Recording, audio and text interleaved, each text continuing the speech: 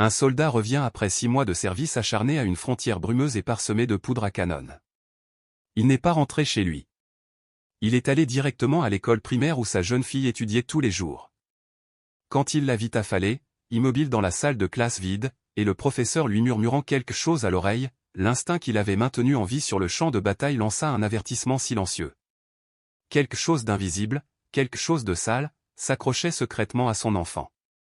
L'horloge indiquait presque 17 heures.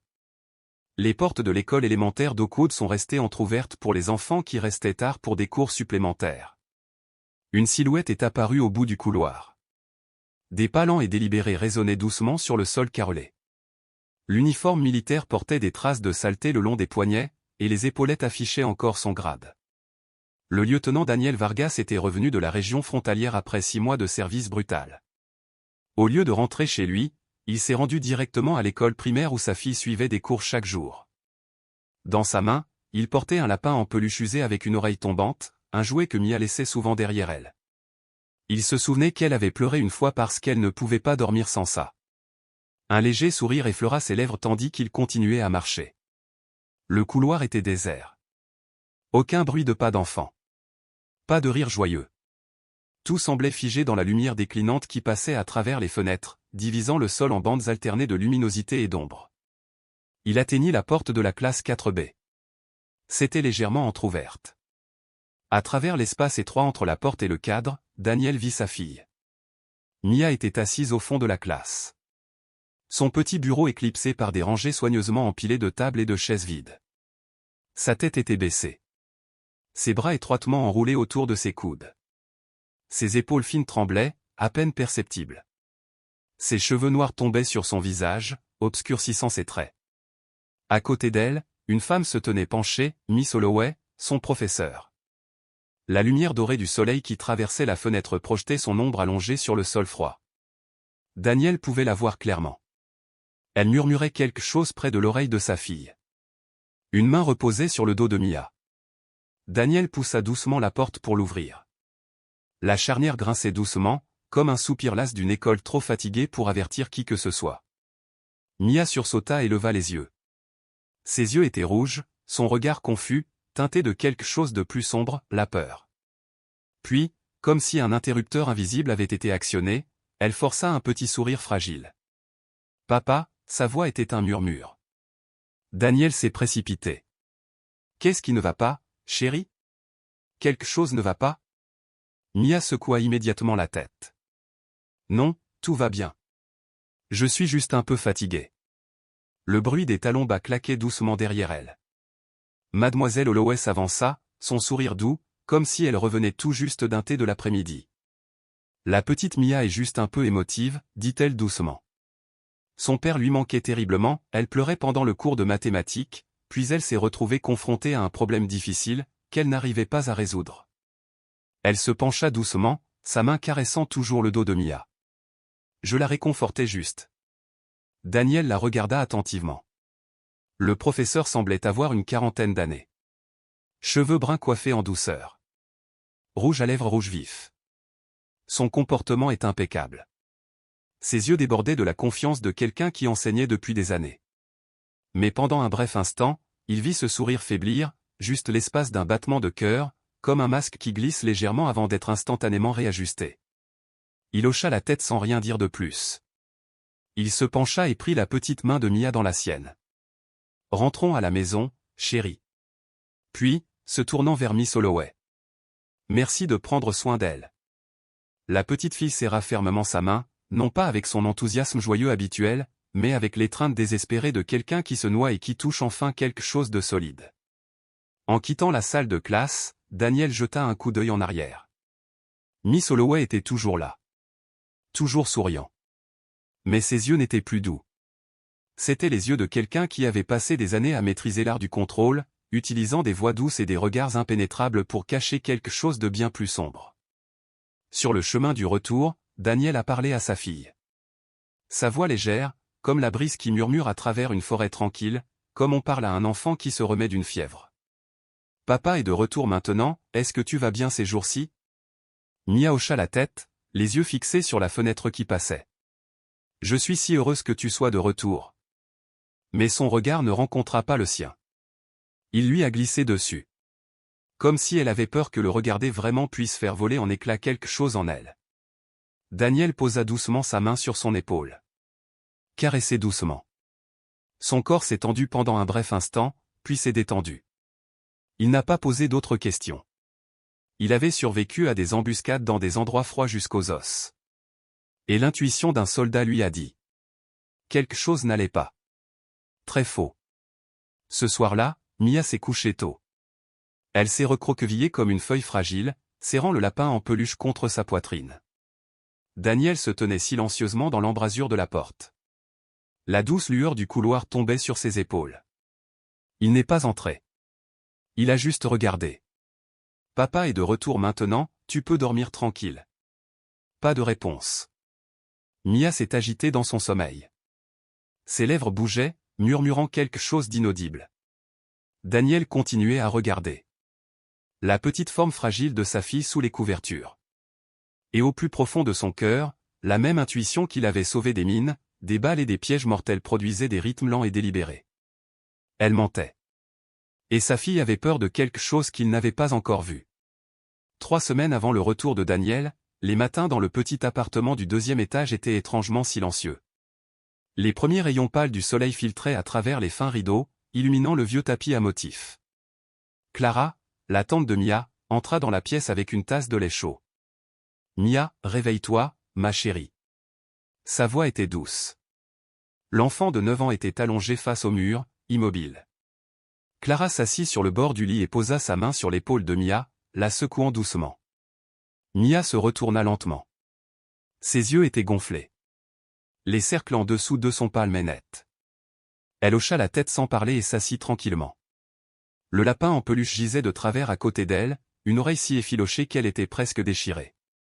Le petit déjeuner était simple, œufs brouillés et pain grillé. Mia mangeait sans chichi, mais aussi sans aucun signe d'appétit. Ses yeux étaient distants. Comme si je calculais mentalement quelque chose de lointain. Clara versa plus de lait et demanda doucement. « Quelque chose ne va pas à l'école, ma chérie ?» Mia leva les yeux, juste un instant, puis secoua la tête. « Non. C'est juste que maman et papa me manquent. J'aimerais que ce soit maman qui m'apprenne. » Clara se tut. Pendant un instant, elle aperçut l'image de sa défunte sœur reflétée dans les yeux de Mia, des yeux de forme identique, ronds et noirs, avec une ombre de chagrin qui ne semblait jamais partir.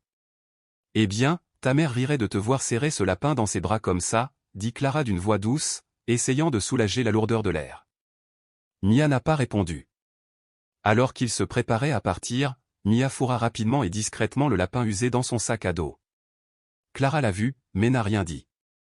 Dans la voiture, Clara n'arrêtait pas de regarder dans le rétroviseur. Mia était assise, la tête appuyée contre la fenêtre, ses mains serrant les bretelles du sac à dos comme si elle se préparait à quelque chose d'invisible. Clara ouvrit la bouche pour demander plus, puis s'arrêta. Peut-être que ce sont juste des choses sensibles de l'enfance, pensa-t-elle. À cet âge, il est facile de se sentir triste. Il est facile d'être en colère. Facile d'imaginer des choses. École primaire au coude. 7 heures.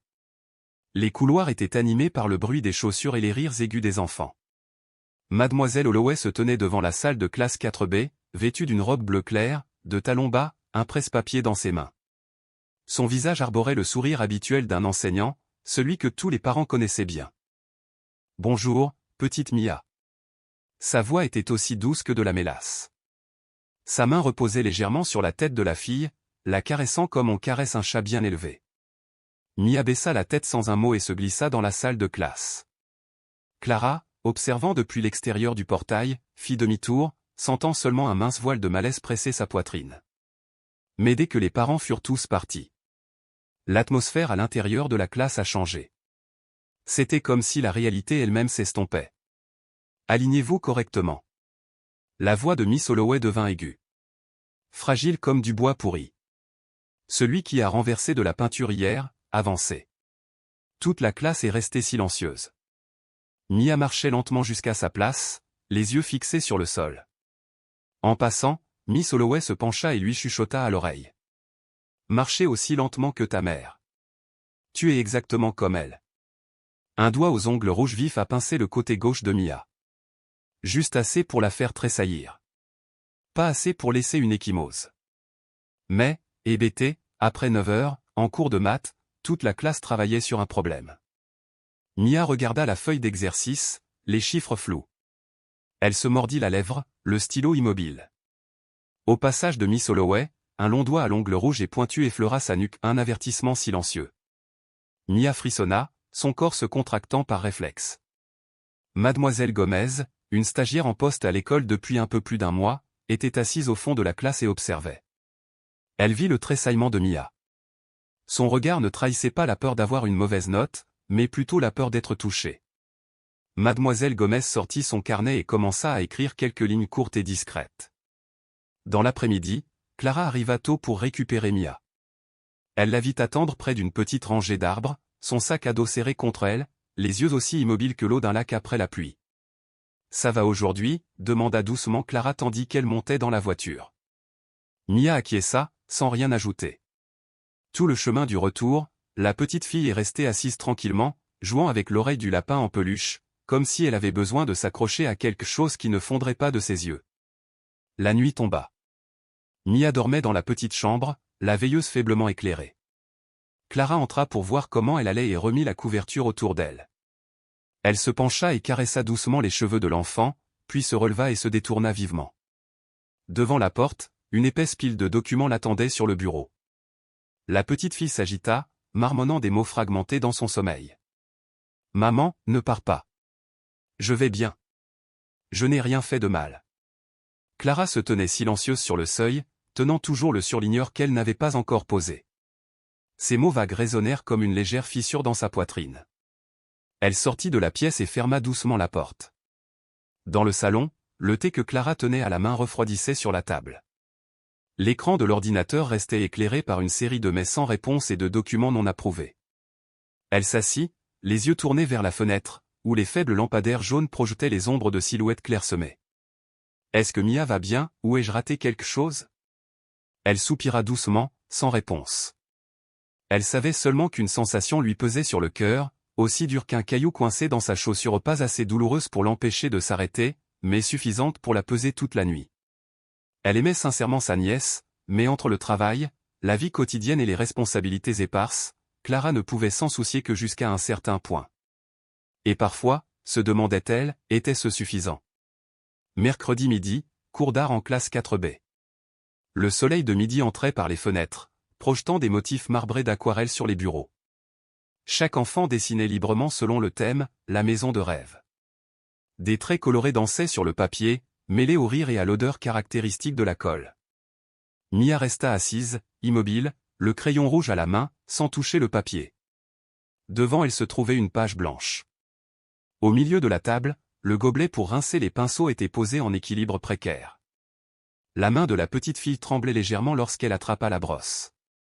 Ses yeux étaient toujours fixés sur le papier, mais la tête de la brosse pencha sur le côté. Le gobelet d'eau se renversa. Le bruit était faible, mais dans le calme ambiant, on aurait dit un coup de feu. De l'eau s'étala sur le papier, puis coula sous la table. Quelques sifflements retentirent. Un enfant murmura, « C'est encore Mia. La maîtresse va se fâcher ?» Mademoiselle Holloway se leva du bureau du professeur. Sans réprimande. Sans colère. Elle passa devant moi, l'air inchangé. Mais alors qu'elle marchait derrière Mia, elle tira fort sur les cheveux de la petite fille avec une phrase laconique, juste assez forte pour que 2 personnes l'entendent. « Idiot sans cervelle. Comme ta mère. Même la mort laisse des ennuis. » Mia ne se retourna pas. Elle ne dit pas un mot, se mordit simplement la lèvre. De légers murmures s'élevèrent des tables voisines. Personne ne le dit à voix haute, mais l'atmosphère devint pesante. Les 2 enfants assis les plus proches écartèrent leurs chaises pour éviter la tache d'eau qui s'étendait. Mais leurs yeux ne se posèrent pas sur Mia. Ils regardèrent le professeur, puis inclinèrent la tête. Mia le savait. Elle l'a toujours su. Le silence est parfois plus douloureux que le ridicule. Sa petite main serrait fermement le chiffon, le tissu humide taché de rouge, comme du sang. Les joues de Mia rougirent, non pas à cause de la honte, mais à cause du sentiment qu'elle était la seule tache d'encre sur une feuille de papier propre. Mia ne pleurait pas. personne ne voyait de larmes. Mais dans son cœur, une porte venait de se refermer, celle qui menait à la croyance, ou du moins à l'écoute. Dans un coin de la classe, un garçon observait tranquillement. Aaron, 9 ans, calme mais intelligent, était assis à une table près de la fenêtre où la lumière du soleil créait une fine traînée dorée. Il n'avait pas l'intention de regarder Mia, mais quand il vit cette petite main trembler, vit sa bouche se serrer jusqu'au sang, quelque chose en Aaron bougea soudainement. Il jeta un coup d'œil à Miss Holloway. Elle souriait toujours, comme si elle venait de dire la chose la plus douce du monde. Le lendemain matin, l'infirmerie de l'école élémentaire d'Oakwood était plus fréquentée que d'habitude. Un groupe d'élèves faisait la queue pour des mesures périodiques de taille et de poids. Mia se tenait près du bout. Quand son tour arriva, elle monta sur la balance sans regarder personne. Son poignet gauche était légèrement meurtri, de la taille du bout de son pouce, comme si quelqu'un l'avait serré fort en lui tirant le bras. L'infirmière Anna, l'infirmière de l'école, se pencha et vit la marque. « Que s'est-il passé ici, Mia » demanda-t-elle doucement. Mia marqua une pause. Ses yeux brillèrent brièvement, puis elle répéta, comme par réflexe, « Je suis tombée en courant. » Anna n'a posé aucune autre question. Mais en remplissant le tableau, elle a coché la case « Réaction d'évitement » et a tracé un petit trait de crayon sous la ligne « Demander une surveillance plus poussée ». Voilà ce qui s'était passé avant le retour de Daniel. Tout le monde autour de Mia voyait que quelque chose n'allait pas. Mais personne n'avait suffisamment de preuves pour dénoncer. Les gens ont choisi de rester silencieux, d'observer davantage. Mais maintenant que Daniel est de retour, il ne laisse pas la vérité dormir et sa fille souffre toujours de blessures psychologiques. Tôt le matin. La rosée sur les vitres de la voiture n'avait pas encore complètement disparu. Daniel Vargas était assis dans la voiture, ses yeux suivant les portes de l'école élémentaire Oakwood. Sur le siège à côté de lui, Mia était assise tranquillement, son sac à dos serré contre sa poitrine, évitant tout contact visuel. « Tu as bien pris ton petit déjeuner » demanda Daniel en baissant le volume de la radio. Mia acquiesça. « Tu veux que je t'accompagne jusqu'en cours cette fois ?» Elle secoua la tête. « Ça va. Je peux y aller toute seule. » Daniel hocha légèrement la tête mais continua de suivre des yeux les petits pas de sa fille. Quand Mia disparut dans le couloir, il ne partit pas tout de suite. Il leva la main et éteignit la radio. Le silence était le premier langage d'un soldat observateur. Il sortit de la voiture, sa casquette de baseball baissée. Tenue simple et décontractée, veste kaki foncé, jean, chaussures à semelles souples, rien pour se faire remarquer dans l'enceinte de l'école. Mais ses yeux, comme s'ils portaient encore la poussière du champ de bataille, n'avaient pas été lavés. Il traversa la cour et s'approcha des classes de CM1. Dans le couloir entre les classes 4A et 4B, il aperçut Mademoiselle Holloway qui guidait des élèves pour qu'ils ajustent leurs uniformes. Sa voix était toujours douce, sa silhouette digne. Les parents qui passaient la saluèrent doucement, certains murmurant leur admiration. Daniel se cacha derrière un pilier, observant sans un mot. Une petite fille a accidentellement laissé tomber sa trousse. Mia s'est penchée pour aider son amie. Holloway se retourna, le regard perçant, mais dès qu'elle vit Daniel de loin, son expression s'adoucit, comme s'il y avait un interrupteur dans sa poitrine. Daniel ne s'approcha pas. Il se souvenait seulement. Le changement d'expression survint en moins d'une seconde. Ses mots et son corps étaient décalés. Elle se tenait debout comme un soldat en camp d'entraînement, tendu et contrôlé. 1 heure plus tard, Daniel a trouvé un moyen de se rendre au cabinet médical de l'école. Il frappa à la porte en offrant un sourire poli. L'infirmière Anna triait des papiers. « Excusez-moi, je suis Daniel Vargas, père de Mia en 4B. » Anna hocha la tête, « Ah oui, c'est une fille très bien élevée. » « Je passe pour poser des questions sur les vaccinations à venir, » dit Daniel d'une voix égale, « et je veux aussi poser une question plus personnelle. » L'infirmière Anna leva les yeux, le regard un peu méfiant. Daniel poursuivit, « As-tu déjà vu un bleu ou quelque chose d'inhabituel sur Mia ? Des bleus, des égratignures ou des marques étranges ?» Le silence, quelques secondes seulement, mais suffisamment lourd pour faire bouger l'air. « Je sais que Mia est une enfant sensible, » dit Anna en baissant la voix, « et j'ai aussi remarqué quelque chose. » Daniel s'assit, penché en avant. « Quoi exactement ? Peux-tu me le dire plus clairement ?» Anna ouvrit un tiroir et en sortit un carnet de suivi de santé. Elle le feuilleta au nom de Mia. Les yeux de Daniel parcoururent les entrées au 5 au cours des 2 derniers mois. 17 mars, égratignure au poignet droit. Motif, chute. 25 mars, ecchymose à l'omoplate gauche. Motif, j'ai heurté un ami en courant. 3 avril, rougeur autour du cou. Suspect, ongle. 9 avril, yeux fatigués, expression endormie, perte de poids. 12 avril, ecchymose à la main gauche, légère trace. L'élève a dit, il est tombé. Je pose toujours la question avec précaution, murmura Anna, mais Mia dit seulement, je suis tombé. C'est toujours la même réponse. Je l'ai noté pour la suite, mais... Elle soupira doucement, ses doigts effleurant le bord de la page. L'école n'intervient que lorsqu'il existe des preuves tangibles. Personne n'agit sans preuve. Mademoiselle Holloway est une enseignante essentielle, elle est très appréciée. Tu penses que Mia a peur d'elle, demanda Daniel. Anna hocha lentement la tête. Bien sûr que oui, mais elle sait très bien le cacher. Daniel quitta le bureau, le cœur lourd, comme s'il portait des pierres autour de sa poitrine. Sur le chemin du retour, il a appelé Clara. As-tu vu quelque chose d'étrange chez Mia ces derniers temps? L'autre bout du fil hésitait. Pourquoi me demandes-tu ça? Dis-moi juste la vérité. Plusieurs fois, je l'ai vue faire des cauchemars. Elle hurlait. Une nuit, elle a crié, ne me tirez pas, ne me frappez pas. J'ai cru que la petite fille avait disparu, sa mère, peut-être. Daniel ne répondit pas. Sa main agrippait le volant, les yeux rivés sur l'asphalte qui s'étendait devant lui. Dehors, une volée d'oiseaux s'échappe des lignes électriques, se dispersant comme une formation échappée avant une tempête. Ce soir-là, il était assis seul dans le petit bureau de sa maison. La table en bois était bien rangée, la lampe de bureau brillait faiblement.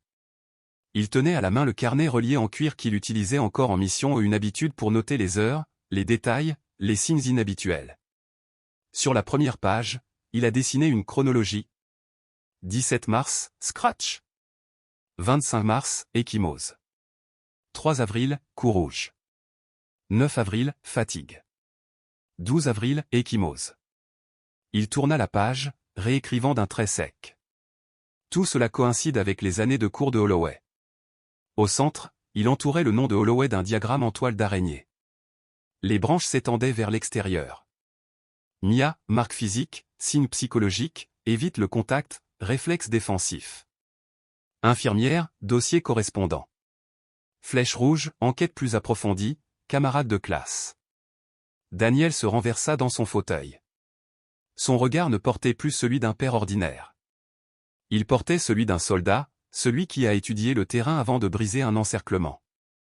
Un soldat n'a pas besoin d'armes, il a juste besoin de savoir pourquoi il vaut la peine de se battre. Et cette fois, le champ de bataille était une salle de classe. L'ennemi ne portait pas d'uniforme, ne portait pas d'armes, mais savait se cacher derrière une douceur mortelle. Daniel a fermé le cahier. Demain matin, il retournerait à l'école, non pas pour récupérer ou déposer les enfants, mais pour commencer à retourner le sol sous les talons de l'enseignant. Récréation. La cour de l'école élémentaire d'Oakwood scintillait de soleil tandis que les enfants sortaient comme de jeunes oiseaux libérés de leur cage. Aaron resta assis sur le banc de pierre à l'ombre de l'arbre phénix, sa sacoche à ses côtés. Il tenait un livre de mathématiques, mais ne lisait pas. Ses yeux restaient fixés sur le couloir où Mia était assise, recroquevillée sur les marches. La petite fille serrait ses genoux contre elle, le menton posé sur ses mains. Le vent agitait les poils rebelles sur ses joues. Ses yeux fixaient le lointain, sans rien regarder, comme si elle était très, très loin. Aaron se leva et s'approcha lentement, s'asseyant à côté de Mia. Il ouvrit la bouche pour parler la première phrase après plusieurs semaines de simple observation.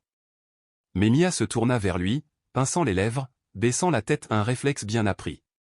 Aaron s'arrêta, le poing serré. Juste à ce moment-là, Miss Holloway sortit du couloir, ses talons au claquant légèrement sur le carrelage. Son visage était parfaitement maquillé, son doux sourire prêt comme s'il pouvait être activé par un simple bouton. Elle se pencha et caressa la tête de Mia d'une manière affectueuse et moqueuse, comme une fausse mère. Mais Aaron entendit le murmure, siffler entre ses dents. Faire semblant d'être si pathétique, attends un peu. La main d'Aaron sous la table était si serrée que ses jointures devinrent blanches. Ce soir-là, la chambre d'Aaron n'était éclairée que par la petite lampe de bureau. À côté de lui, une canette de soda inachevée, quelques pièces de Lego non assemblées. Le garçon était assis tranquillement à son bureau, sortant un vieux téléphone noir, un téléphone sans carte SIM, utilisé uniquement pour le Wi-Fi et l'enregistrement. Aaron a ouvert l'enregistrement, son doigt appuyant sur lecture. Un son retentit ou une voix de femme, froide, tenue. « Tu fais honte à ton père. Tu comprends ?» Puis vint un léger sanglot. Un cri bref et tremblant de Mia. Aaron ne tremblait pas. Les écouteurs restaient enfoncés dans ses oreilles. De l'autre côté, il a ouvert Word sur son ordinateur portable et a commencé à taper. Fichier 1, Mia 1.wave. Contenu, extrait Holloway insultant Mia. Horaire, lundi, leçon 2, mathématiques. Emplacement, salle de classe 4B, coin droit, rangée de tables arrière. Remarque, Mia recula, son visage pâle. Il a soigneusement enregistré le fichier, en le copiant sur une petite clé USB bleue. Il ne savait pas quoi faire ensuite, il savait juste qu'il fallait sauver ce qui se passait. Le salon était encore éclairé. Sa mère était en communication professionnelle, son ordinateur portable ouvert, rempli de feuilles Excel. Aaron la regarda à travers la porte pendant un moment, puis ferma doucement la porte sans dire un mot. Le lendemain matin, pendant le cours d'art, Aaron était assis seul à une table au fond. Il n'a pas assemblé de maquette comme les autres élèves. Il a juste bricolé avec un bout de papier. Le papier était froissé, griffonné de quelques mots. Mia. Holloway. Preuve audio. Il avait prévu de le ranger. Mais alors qu'il cherchait sa trousse, le papier glissa par terre, sans qu'il s'en aperçoive. Mademoiselle Gomez, l'élève professeur, inspectait chaque table. Elle se pencha pour ramasser une feuille, avec l'intention de la rendre à l'élève qui l'avait laissé tomber. Mais ses yeux se sont figés au moment où elle a lu les mots dessus. Son regard parcourut la classe, puis se fixa sur Aaron. Le garçon leva les yeux et, à cet instant, ils comprirent tous deux, quelque chose avait commencé. Après l'école, Mademoiselle Gomez frappa doucement à la porte de la bibliothèque, où Aaron était assis, lisant un livre. Elle entra discrètement, sans bloc-notes cette fois-ci, juste un simple carnet et la petite clé USB que le garçon avait laissée sur son bureau en partant. « Tu es Aaron ?» appela-t-elle doucement. Le garçon s'est retourné. « J'ai trouvé ça », dit-elle en posant la clé USB sur la table. Sa voix baissa. « Et j'ai lu ce papier aussi. » Aaron baissa la tête, mais ne nia pas. Après un bref silence, il hocha la tête. Mademoiselle Gomez s'assit en face de lui. Son regard était sérieux, sans pour autant porter de jugement. « Tu sais quelque chose sur Mia, n'est-ce pas ?» Aaron a soigneusement pris les écouteurs de son sac à dos et a connecté l'USB à son ordinateur portable. « Je l'ai enregistré, » murmura-t-il, quand elle pensait que personne ne pouvait l'entendre. Elle regarda le garçon un long moment. Ses grands yeux, encadrés par de fines lunettes, étaient crispés par la tension, mais sans aucune trace de panique. C'était la première fois qu'un enfant trouvait un moyen de se défendre, de résister au mal. Elle prit la clé USB avec douceur. « Tu as fait du bon travail, Aaron. » Ce soir-là, dans le petit appartement où Mademoiselle Gomez louait une modeste chambre, la seule lumière provenait de l'écran de son ordinateur portable. Elle brancha ses écouteurs et cliqua sur le fichier audio. Son doigt reposait sur le pavé tactile, immobile. Et puis ça a commencé, la voix glaciale de Holloway fendant l'air. « Espèce d'idiot. Tu fais honte à ton père. » Mademoiselle Gomez mit l'audio en pause, son souffle se bloquant douloureusement dans sa gorge. Le son suivant était tremblant, brisé, indistinct. On ne savait pas vraiment de qui il venait, comme si l'enregistrement contenait non seulement une voix, mais tout le poids de l'obsession, le tourment silencieux qu'un enfant de 9 ans était contraint d'endurer. Elle sortit ses écouteurs. Sa main tremblait légèrement, mais son regard n'était plus vague. Une partie de la vérité avait percé l'écran des mensonges. Ce n'était pas suffisant pour condamner pour l'instant. Mais cela a suffi à commencer à abattre le mur. À l'école élémentaire d'Oakwood, après les heures de cours, les couloirs étaient déserts. Mademoiselle Gomez se tenait silencieusement devant la porte du cabinet médical. Elle tenait la clé USB, soigneusement enveloppée dans du papier de soie. Elle avait hésité tout l'après-midi. Mais finalement, elle frappa. À l'intérieur, l'infirmière Anna triait les dossiers médicaux pour le week-end. Gomez est intervenue discrètement, comme une discrète rafale de vent. « J'ai besoin que tu entendes ça, » dit-elle doucement. Anna leva les yeux. Ses yeux n'étaient pas surpris, juste fatigué, enfoncé. Les deux femmes étaient assises face à face. Sans un mot de plus, Gomez brancha la clé USB sur l'ordinateur portable médical et ouvrit le dossier. La voix de Holloway émergea, aiguë et froide. Gomez l'a éteint immédiatement après la fin de la phrase. L'étudiant qui m'a donné ça, dit-elle doucement, s'appelle Aaron. Il l'a enregistré 2 fois. Anna resta immobile. Après un long moment, elle parla à voix basse. Je sais que quelque chose ne va pas. Pas seulement aujourd'hui, ça fait longtemps que ça ne va pas. Mais je n'avais rien de précis, jusqu'à maintenant. Elle se leva, se dirigea vers le classeur et en sortit l'épais carnet médical. Le posant sur la table, elle l'ouvrit. Tiens, dit-elle d'une voix presque chuchotée. Chaque bleu. Chaque signe d'évitement. Je l'ai marqué. Je l'ai signalé. Mais personne n'a rien fait. Gomez baissa les yeux sur le livre, puis leva les yeux. Nous ne pouvons pas laisser un enfant affronter cela seul. Anna hocha doucement la tête. Nous avons besoin de quelqu'un qui nous croit. Quelqu'un d'assez fort pour faire éclater la vérité au grand jour. Elle croisa le regard de Gomez. Nous avons besoin de Daniel. Le lendemain après-midi, un petit café à la périphérie de la ville. Près de la grande baille vitrée, le soleil couchant déversait une lumière dorée à travers les stores en bambou, projetant de longues ombres sur la table en bois. Daniel Vargas attendait assis, les manches retroussées, son carnet posé devant lui. Il l'avait lu 3 fois, mais il revenait toujours à la première page, puis à la dernière. La sonnette retentit doucement. Clara entra la première, sa main serrant la fermeture éclair de son sac à main, ses yeux embrumés par l'hésitation. Elle était suivie par mademoiselle Gomez et l'infirmière Anna. Ils s'assirent ensemble. Personne ne commanda d'eau. Il n'y eut pas besoin de présentation. Clara parla la première, la voix étranglée par l'émotion. Je voyais Mia se comporter bizarrement depuis longtemps, mais je ne savais pas quoi faire. Je pensais juste que la petite fille manquait à ma sœur. À sa mère. Daniel secoua la tête. Tu n'es pas le seul, dit-il doucement. Il les regarda un par un dans les yeux, puis ajouta d'une voix ferme. J'ai affronté des ennemis sur le champ de bataille. Mais je ne laisserai pas celui qui est derrière mon enfant s'en tirer impunément. Gomez a retiré la clé USB. Voici l'enregistrement. La voix de mademoiselle Holloway est claire. Anna ouvrit le livre médical, comparant toutes les fois où les blessures de Mia coïncidaient avec le cours de Holloway. Clara baissa la tête. Certaines nuits, murmura-t-elle, Mia hurle dans son sommeil. Elle dit, ne me tire pas. Je ne comprends pas. Daniel ouvrit son carnet. Au centre de la page se trouvait le schéma en toile d'araignée qu'il avait dessiné la veille. Au cœur, le nom, Holloway. Dérivation, échymose. Évitement. Propos anonymes. Enregistrement. Signe psychologique. Il a ajouté d'autres branches, Gomez au témoignage oculaire. Anna aux dossiers médicaux. Clara observation psychologique à domicile. Nous avons des preuves.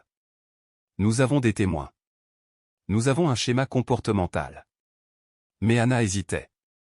Si on donne ça au directeur maintenant, dit-elle doucement, il la remplacera. Mademoiselle Holloway a trop de relations, surtout avec les parents du conseil. Daniel hocha la tête d'un air sombre. Ensuite, nous allons plus haut. L'atmosphère dans le petit café changea, pesante, tendue. Tout le monde comprit, ce qu'il s'apprêtait à faire risquait de déclencher une tempête. Mais dans cette même atmosphère, il y avait aussi la force tranquille des gens qui se tenaient du bon côté enfin. Gomez serra la main. J'ai contacté un avocat d'une association de protection de l'enfance. Si nous parvenons à rassembler des preuves complètes et à obtenir une confirmation médicale, ils pourront contraindre l'école à ouvrir une enquête indépendante. Anna hocha la tête. Nous aurons besoin de plus de témoignages d'autres élèves. Je connais un enfant qui a dit qu'il ne voulait pas s'asseoir près de Mia parce que mademoiselle Holloway la grondait toujours. Il pourrait témoigner. Daniel était d'accord. Je m'en occupe. Avant de se séparer, les 4 restèrent assis un moment encore en silence. Clara regarda Daniel, sa voix à peine audible. Tu n'es pas fâché contre moi, si? De ne rien avoir fait plus tôt? Les yeux de Daniel ne s'adoucirent pas, mais sa voix perdit un peu de son caractère d'acier. On fait quelque chose maintenant, a-t-il dit. C'est ce qui compte. Ce soir-là, de retour à la maison, Daniel rouvrit son carnet. Sur la première page, en lettres grasses, il écrit « La vérité n'est plus silencieuse ». Puis il tourna la page et commença à rédiger le plan. Étape 1, rassembler des preuves complètes. Étape 2, contacter un avocat. Étape 3, envoyer le dossier, non pas par l'intermédiaire du directeur, mais directement au conseil scolaire et à l'agence de protection de l'enfance. Il a soigneusement souligné chaque étape. Puis il ferma le carnet, se leva et marcha doucement vers la chambre de Mia. La porte était entr'ouverte. La douce lueur de la veilleuse baignait la petite pièce. Mia dormait, les bras serrés autour de son lapin en peluche. Ses paupières battaient légèrement, comme si elle était encore prisonnière de son rêve. Daniel resta immobile dans l'embrasure de la porte pendant un long moment. Puis il murmura, à peine audible. « Je te le promets, personne ne pourra plus te faire de mal. Pas cette fois. » Demain matin, il retournerait à cette école. Mais pas simplement comme un père qui prend son enfant dans ses bras. Pas plus. Mais en tant que personne ayant traversé la guerre, cette fois, il allait gagner. Mardi matin, la douce lumière du soleil éclairait la cour de l'école. Les portes de l'école étaient toujours bondées, comme d'habitude, mais il y avait quelque chose de différent dans l'air, quelque chose de subtil, comme un courant souterrain couvant sous la glace. Daniel Vargas sortit de la voiture et ouvrit le siège passager à Mia. La petite fille resta silencieuse, mais en sortant, son regard scruta lentement les alentours, comme s'il percevait un changement qu'elle ne parvenait pas encore à définir. Daniel se pencha, ajusta délicatement les bretelles de son sac à dos et murmura doucement, « Papa va rester un moment, je te présente ton professeur. » Mia leva les yeux, une lueur d'inquiétude traversant ses yeux, mais elle hocha la tête doucement, sans poser de questions. Daniel lui serra l'épaule pour la rassurer, puis la regarda disparaître dans le couloir, sa petite silhouette engloutie par les ombres de l'école. Il marcha lentement vers le bureau du directeur, son regard s'arrêtant sur chaque détail, les plaques signalétiques sur les portes des salles de classe, les bancs de pierre usés, les discrètes caméras de surveillance perchées au coin des murs. Aucun détail ne lui échappa. Au bureau, il frappa doucement et entra avec un sourire poli et mesuré. « Bonjour, je suis Daniel Vargas, le père de Mia, en classe de CM1B. » La secrétaire leva les yeux, légèrement surprise par le ton calme mais résolument ferme de l'homme. Daniel poursuivit sans hésiter, « J'aimerais prendre rendez-vous avec le directeur. J'aimerais discuter de quelques points. » « Oui, laissez-moi vérifier son emploi du temps, » murmura la secrétaire en tâtonnant maladroitement sur son ordinateur. Le sourire poli de Daniel ne s'effaça pas, mais ses yeux ne quittèrent pas l'écran qu'elle consultait. « Ce n'est pas urgent, » ajouta-t-il doucement, « du moment que je puisse lui parler en privé, au moment opportun. » En classe 4B, la matinée a commencé par un cours de géographie. Mia était assise au fond, comme d'habitude, mais sa posture était différente ce jour-là. Elle gardait toujours la tête légèrement penchée, mais son dos n'était plus affaissé sur le bureau. Ses mains étaient ouvertes, posées calmement, et non plus crispées comme avant. Mademoiselle Gomez, assise tranquillement au fond de la classe, observait attentivement. Elle remarqua chaque détail, comment Mia levait la tête quelques secondes pour écouter la leçon, comment elle écrivait lentement sans s'arrêter à mi-chemin et, surtout, comment l'air effrayé qui la hantait depuis des semaines avait disparu. À l'extérieur de la salle de classe, Mademoiselle Holloway continua son cours, son regard s'arrêtant brièvement sur la fenêtre du couloir. Daniel Vargas se tenait là, immobile, adossé nonchalamment à la balustrade en bois, le regard fixé sur la salle de classe. Il ressemblait à n'importe quel père attendant son enfant, mais il y avait autre chose, une immobilité, comme un chasseur en embuscade, guettant l'apparition de sa proie. La voix de Holloway vacilla un instant, mais elle reprit vite ses esprits en souriant. « Mes enfants, qui sait quel pays traverse le Nil ?» Sa voix resta douce, mais dans ses yeux, une lueur sombre vacilla, une ombre qui se glissa au coin de son regard. L'heure du déjeuner arriva. Les élèves sortirent de leur salle de classe en groupes enthousiastes. Mia, comme d'habitude, porta son panier repas jusqu'à une table près de la fenêtre, la même où elle s'asseyait toujours seule. Mademoiselle Gomez s'approcha, son propre déjeuner à la main, et s'assit discrètement à côté d'elle. « Il y a encore un beau soleil ici, n'est-ce pas ?» dit-elle doucement, d'un ton léger, comme si elle ne parlait que de la météo. Mia hocha légèrement la tête. Un instant passa. Alors qu'elles ouvraient leur boîte à lunch, Gomez murmura d'une voix à peine audible, destinée à Mia seule, « Il y a quelqu'un qui est de ton côté. » Tout le monde ne la croit pas. Mia se figea, la main suspendue en l'air. Lentement, elle se tourna vers Gomez, le regard embrumé par la suspicion, mais pour la première fois, il y eut une infime lueur, comme le premier aperçu d'une porte qui s'entr'ouvre lentement, même si elle n'était pas encore sûre d'oser franchir la porte. Plus tard dans l'après-midi, Daniel remonta lentement le couloir, feignant l'oubli et annonçant à la secrétaire qu'il avait oublié son portefeuille. Il sourit poliment, puis fit demi-tour. Passant devant la salle de réunion du fond, il laissa ses clés lui échapper des doigts avec une telle aisance que personne n'aurait deviné que c'était intentionnel. À cet instant, la porte de la salle de réunion 2 s'ouvrit en grinçant, à peine. Une voix s'échappa, grave et tranchante comme une lame. Il manigance quelque chose. Si les enfants commencent à parler, je les attrape tous à la gorge. La voix de Holloway. Inimitable. Fini le ton mielleux destiné à charmer les adultes, mais froid, cassant, c'est que comme du béton qui n'a pas encore complètement pris.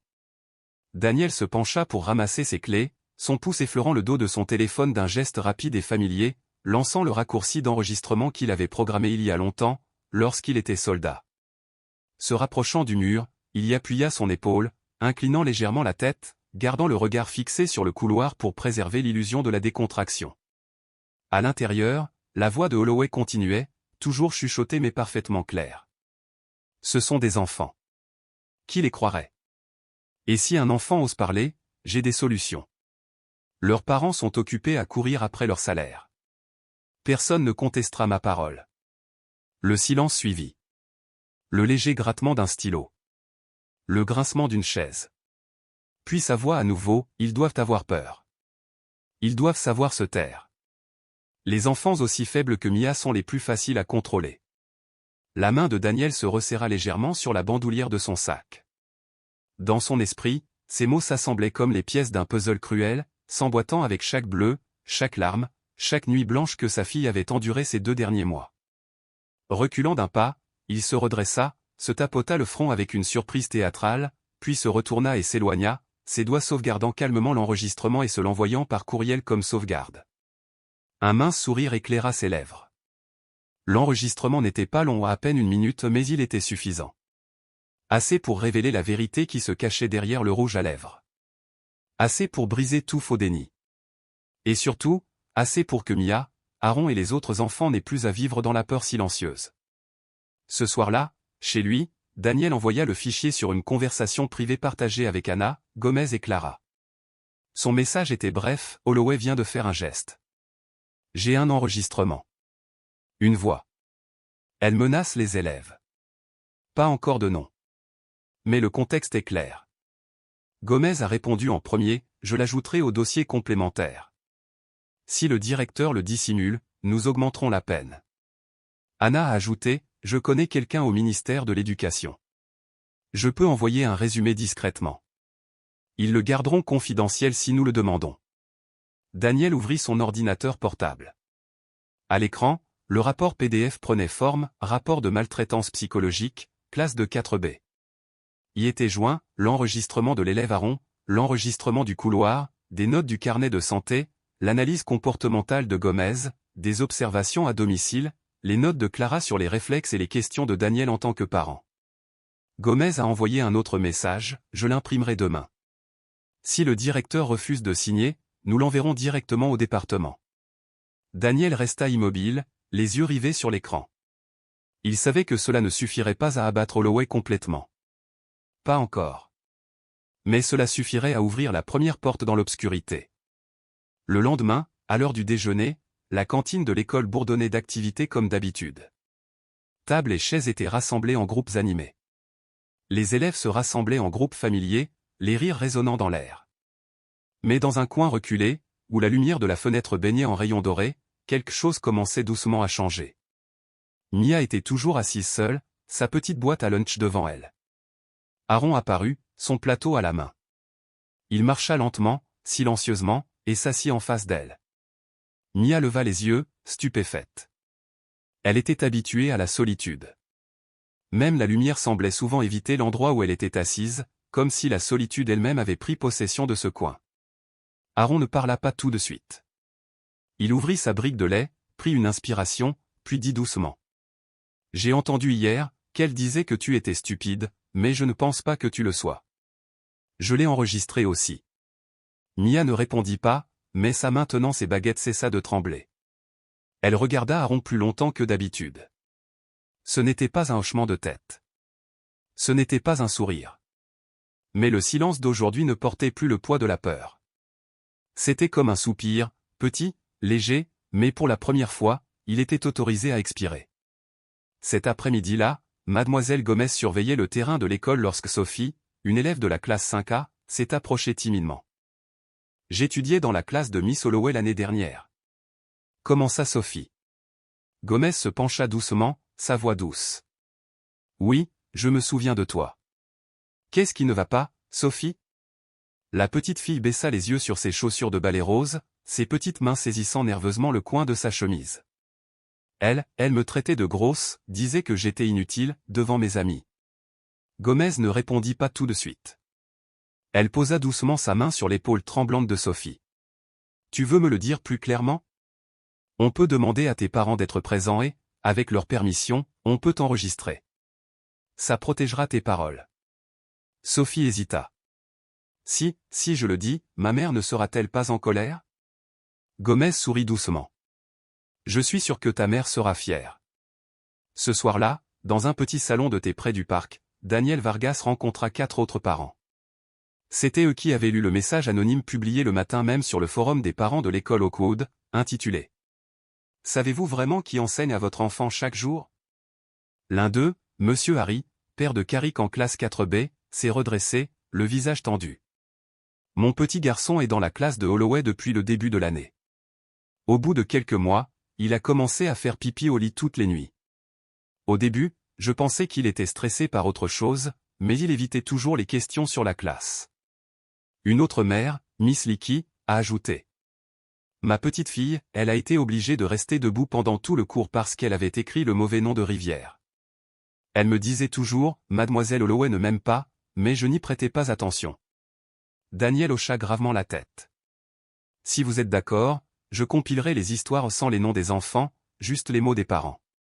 Chaque histoire prise isolément peut paraître insignifiante, mais une fois rassemblée, elle forme une carte.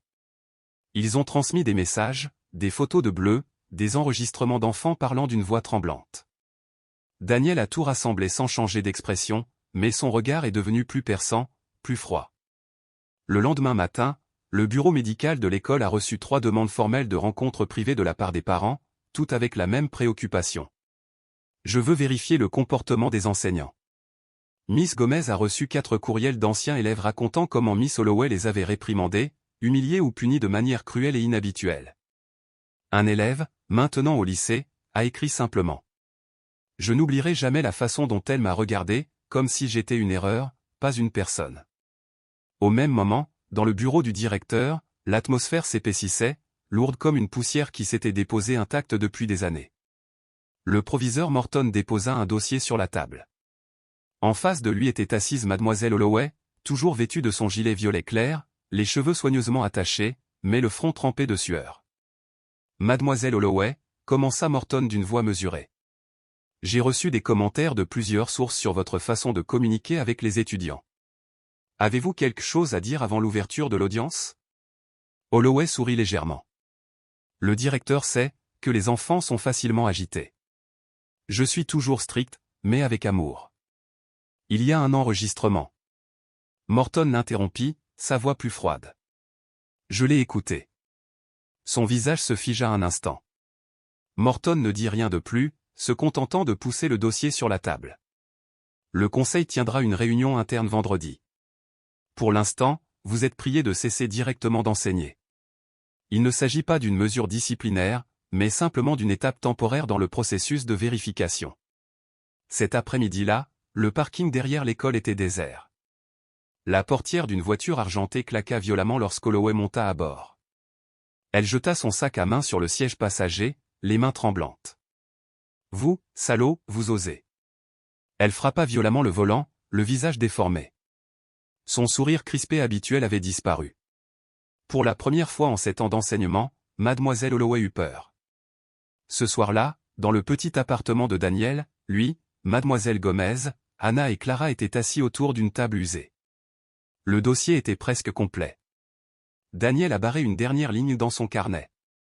Chaque enfant porte en lui une voix. Le rôle des adultes est de l'écouter, avant qu'il ne soit contraint de crier de désespoir. L'audience, conseil scolaire du district 17. École élémentaire Oakwood, salle de conférence. La pièce était décorée simplement, une longue table rectangulaire au centre, 2 rangées de chaises se faisant face. Des néons blancs éclairaient les visages qui tentaient de garder leur calme en serrant leurs mains sous la table. Sur le mur, le logo du ministère de l'Éducation observait en silence, comme un œil fixe. Daniel Vargas était assis à gauche, du côté des parents. À côté de lui se trouvait Clara, la main crispée sur le bord de la chaise. Mademoiselle Gomez et l'infirmière Anna étaient également présentes, chacune avec des piles de documents soigneusement annotés. En face, Mademoiselle Holloway arriva à l'heure. Un gilet beige, une jupe simple. Son sourire était toujours intact comme lorsqu'elle se tenait devant sa classe, mais sous ses yeux, de nouvelles cernes apparurent. Ses doigts se tordaient sans cesse.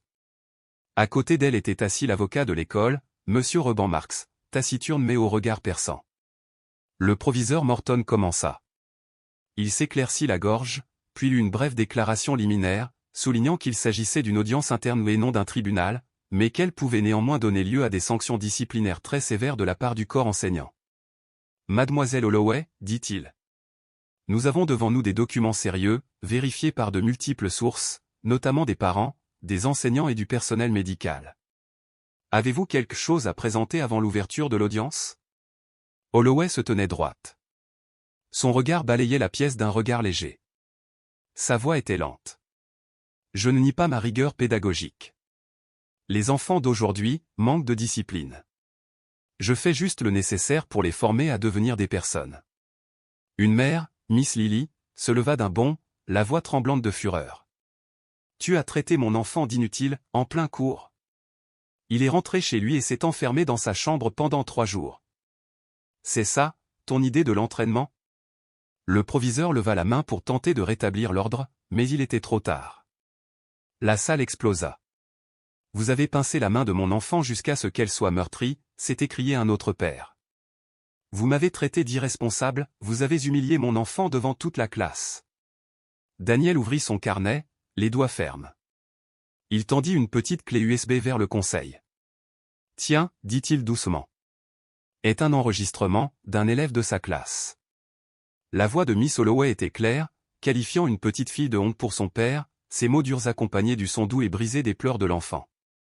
L'avocat Marx a rétorqué, l'enregistrement n'est pas autorisé en classe sans consentement. Mais Gomez leva la tête et parla d'une voix calme mais ferme, les enfants ont le droit d'être protégés. Et quand les adultes n'écoutent pas, ils ont le droit de s'exprimer comme ils le peuvent. Anna lui remit ensuite le dossier médical. Ci-dessous, 8 cas de blessures mineures, chacune accompagnée de réactions psychologiques anormales. Tous provenaient d'un seul élève et correspondaient au cours de Mademoiselle Holloway. Clara posa la main sur sa poitrine, le souffle coupé. La petite fille, elle appelait sa mère dans son rêve, dit-elle doucement.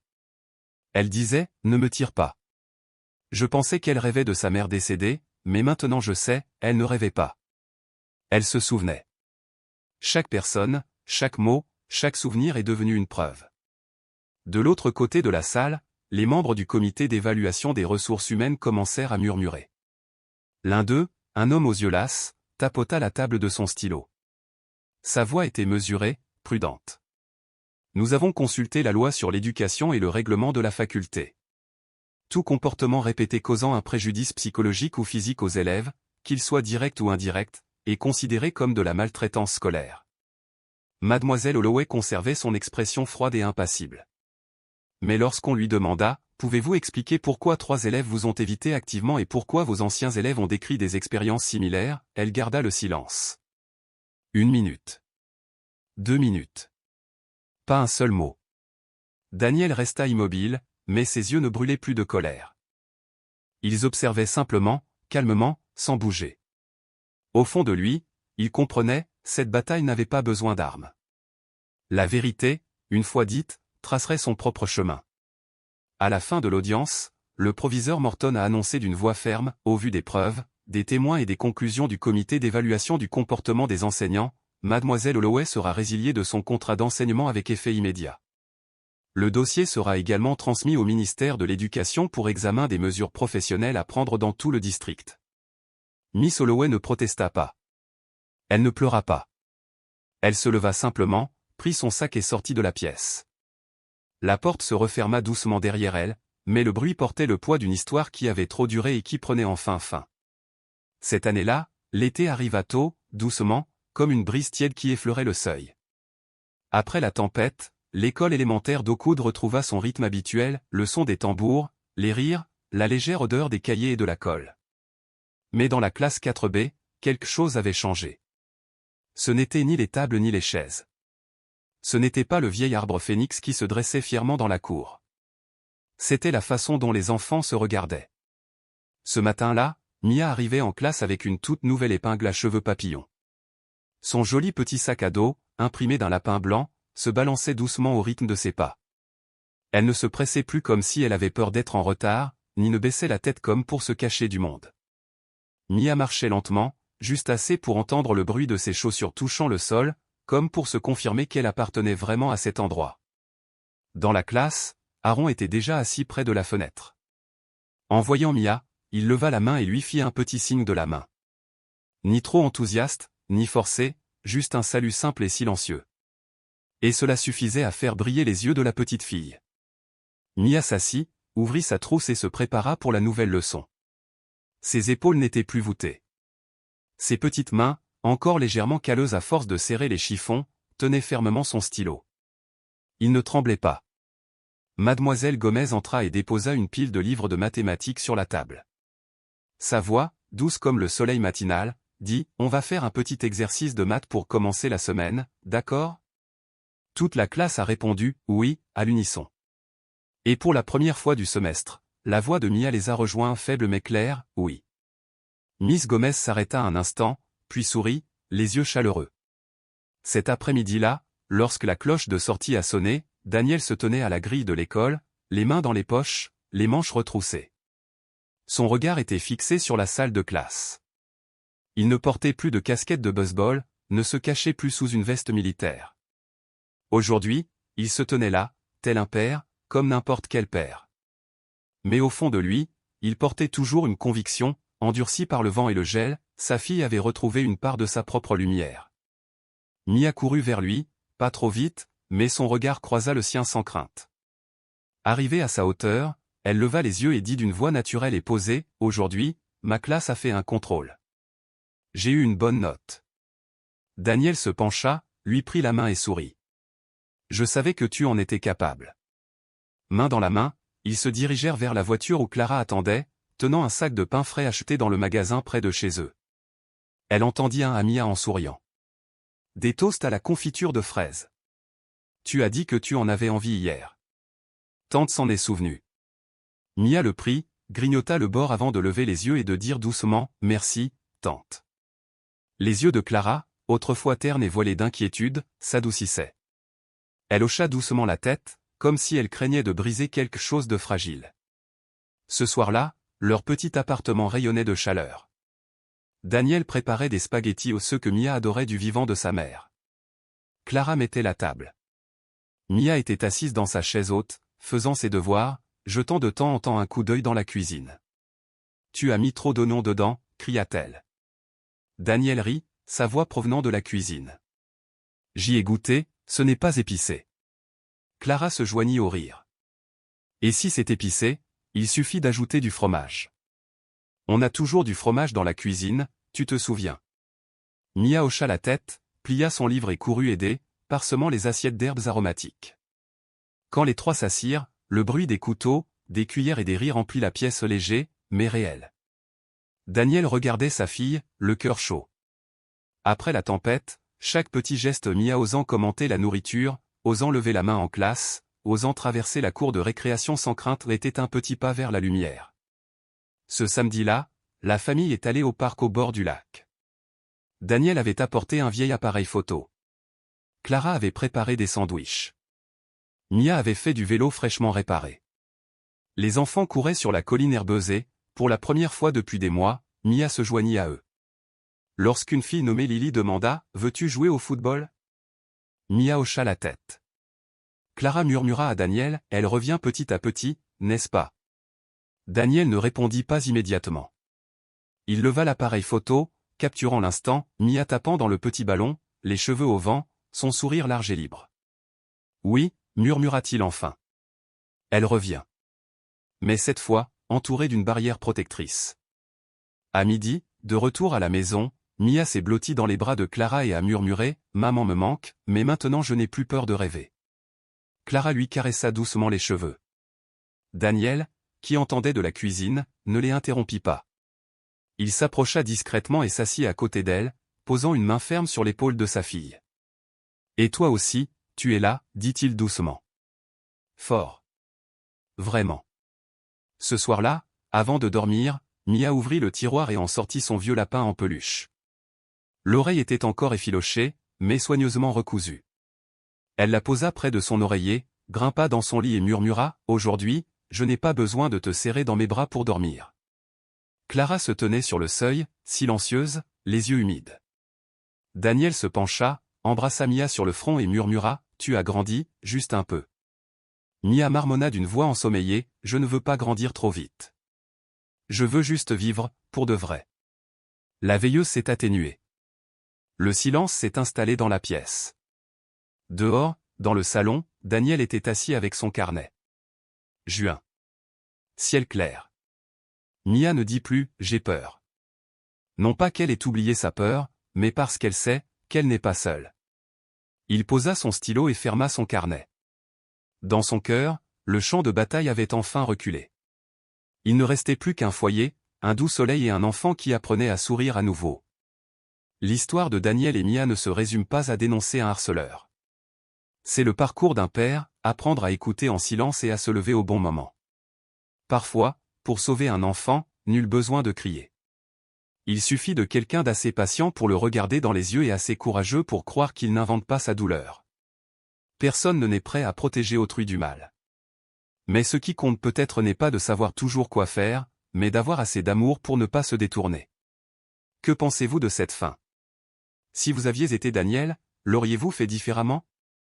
Avez-vous déjà douté de votre propre intuition, et l'avez-vous regretté? Et si vous, ou quelqu'un que vous connaissez, portez quelque chose d'indicible, n'oubliez pas, personne ne devrait avoir à souffrir seul. Je suis ici, en train de lire chaque commentaire. Et j'écoute. Vraiment.